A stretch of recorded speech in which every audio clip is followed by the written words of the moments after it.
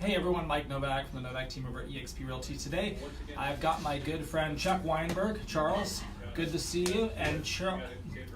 We've got so many names for you, Chuck. But Chuck, there are a lot of names Chuck has for a me. cool story because Chuck is one of the few people I know that started their real estate career on a team and then actually went out on his own and then ended up back at another real estate team, which fortunately was our team. And Chuck's a great friend of mine. He's got a really cool story, so I want you to hear directly from him on what that journey was like. Because a lot of the people I talk to, a lot of agents that I interview or grab coffee with, a lot of them have kind of a bad taste in their mouth about what life is like on a team. And we're not here to push you on teams or individual agents or whatever else. Do whatever is right for you. But we just want to make sure that people really understand what life can be like on a team, what some of the upsides are to that, and also what some of the upsides were just on a, in all candidness and honesty when Chuck was on his own as well. So Chuck, without further ado, your background, obviously, you've been in multiple other businesses before getting into real Correct. estate, right? Yep. How long did you get into real estate? I've been in real estate 3 years. For 3 years. Yep. And in 3 years, what kind of transaction volume have you done? First year was 13, second year was 17, last year was 35. Wow, so a big increase. Yeah. From year 2 to year 3. Mm-hmm. And so tell us how you got started. Really got started more just from people saying, hey, have you ever thought about doing real estate? It was kind of funny, literally like 10 people in about a month, all randomly came up and said, have you ever thought about doing real estate?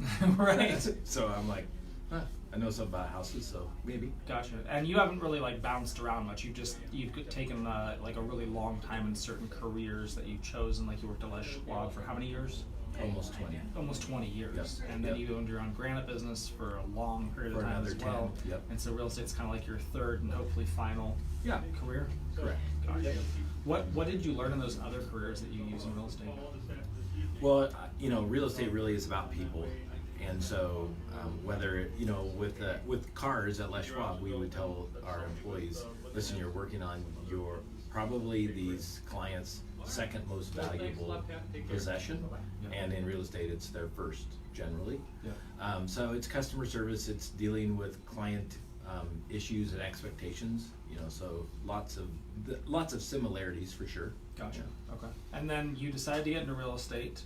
And why did you decide to join a team to start with instead of going on your own? I think it's we see a lot of this as we interview agents.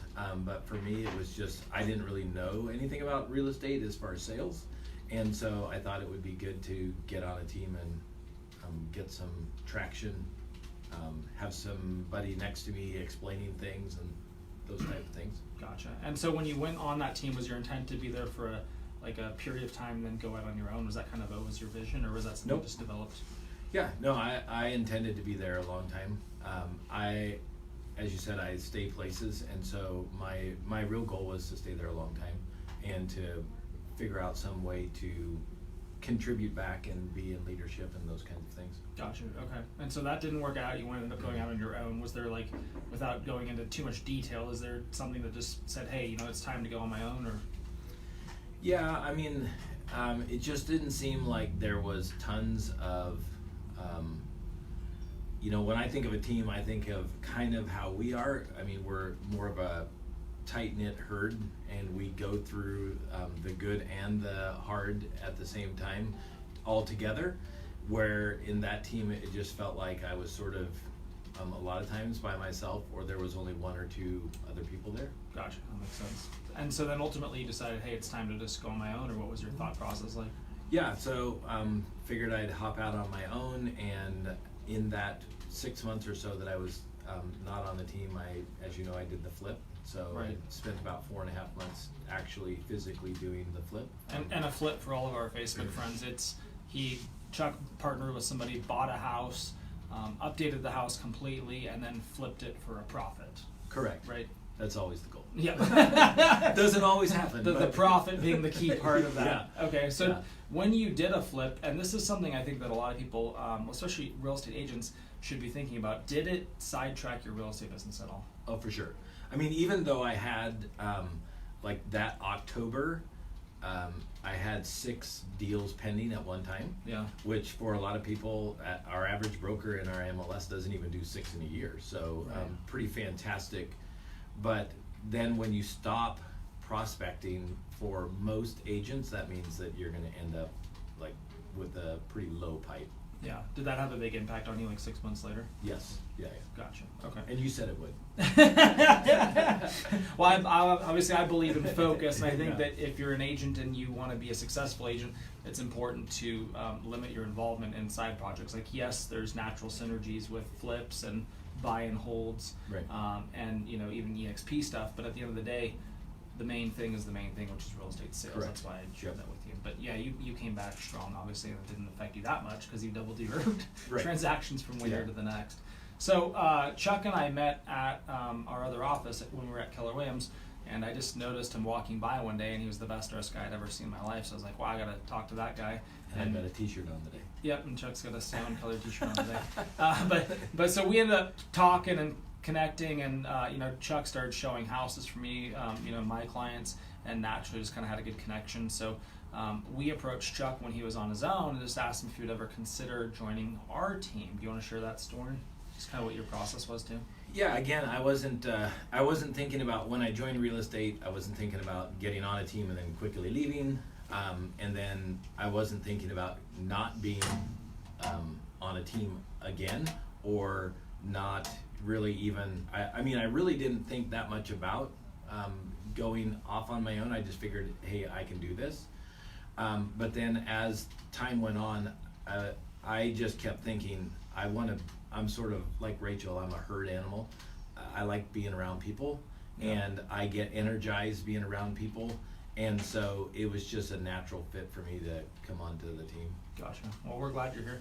Obviously. What specifically do you like to not do in real estate that you try to leverage the team for? Well, it's kind of funny because the new agents are coming in and they're like, oh man, I have to write an offer, and it's so scary. And I remember the first couple offers that I wrote literally took hours. Right. And that was one of the kind of the scary things, because I didn't have a lot of support. And on our team, we really do have a lot of support for that. So now writing offers for me is like super fast, but the transaction coordination, which is making sure that all the I's are dotted and T's are crossed and all of that kind of thing. Plus, I, as Mike can attest, I'm not a techie, and so having all of the tech parts taken care of is really helpful for me. Gotcha. One of the things that I hear from people that are on other teams is they're like, hey, I had to go create my own business. Right. Is that something that you do, or how do you generate your business? No, we have a lot. Well, I have a lot of actual sphere business, so people that are in my circle of influence, but also we get lots of leads on the team. There's never a shortage of people who are raising their hands saying, hey, can you talk to me about this? Right. And so do you believe that one of the team's responsibilities is to provide you opportunities that you have a potential conversation with? Oh, for sure. Okay. Yeah. And that not solely. We talk a lot about, if the only reason that you're moving to a team is to get leads, that's not a great reason. Right. There's just so much more than meets the eye with, I think, a team that has really good synergy for you. There's just so many things, and for me it's all the technology, the CRMs. I don't have to worry about any of that kind of stuff because you do all that. Right. Well, not me. We have a whole team that does that stuff. But one of the things that I always tell people that are on their own right now that are thinking about joining a team is, if you join a real estate team, what you should really be focused on is one of two things: calling people or meeting with them to go sell them a home or list their property. If it's not one of those two things, there's probably somebody else on the team that you should be tapping into and leveraging to free yourself up to go back to doing what you do really well. We call that staying in your lane, right? Right. Awesome. Anything else you want to share with people on that experience going from team to single to team? I think that what maybe some people miss in the whole team thing is that there's two sides to the team. There's the part that you and the rest of the team gives to me, but if you don't give back, then it's not really a team effort. And so I have lots of things that I bring to the team that are unique to me, that it's my responsibility to bring back to the team. And so it isn't just get, it's give and get. Absolutely. No, I totally agree with that. All right, well, if you've got questions, reach out to me. You can direct message me on Facebook. You can message Chuck. If you've got questions about how teams operate, we're here to answer those questions and make sure you understand that. Chuck, grateful for you, man. Thank you. Same.